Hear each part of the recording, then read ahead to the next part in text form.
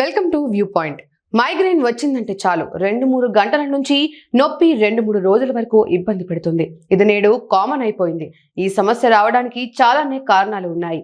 ఇదే విధంగా ఈ సమస్య వచ్చాక ఏ టిప్స్ ఫాలో అయితే సమస్య తగ్గుతుందనే చిట్కాలు కూడా ఇంటర్నెట్లో చాలానే ఉన్నాయి. అందులో ఒకటే పడగడుపున యాపిల్ తినడం.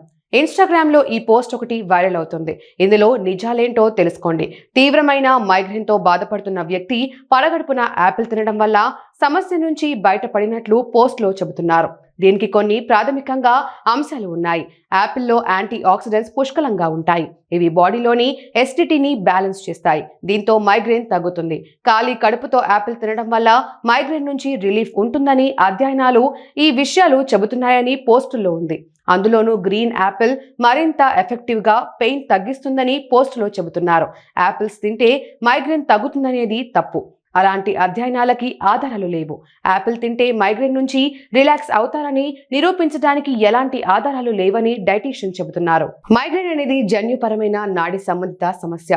తలకు ఓ వైపు నుంచి మొదలయ్యే నొప్పితో పాటు వికారం, వాంతులు, ఎసిడిటీ వంటి వాటితో పాటు ఎక్కువగా వెలుగు, సౌండ్ పడకపోవడం వంటి లక్షణాలు ఉంటాయి. యాపిల్స్ తింటే ఎసిడిటీ, గుండెల్లో మంట తగ్గుతుంది.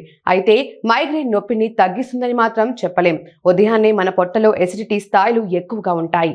యాపిల్స్ తింటే ఈ ఎసిడిటీ తగ్గుతుంది. ఖాళీ కడుపుతో యాపిల్ తినడం వల్ల మైగ్రేన్ నొప్పి తగ్గుతుందనే దానికి ఇదే కారణమై ఉండొచ్చని డాక్టర్ చెబుతున్నారు.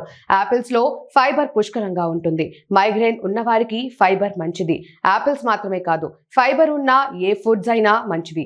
అయితే పరగడుపున యాపిల్ తినడం వల్ల మైగ్రేన్ తగ్గుతుందనడంలో నిజాలు లేవని డైటీషియన్ చెబుతున్నారు.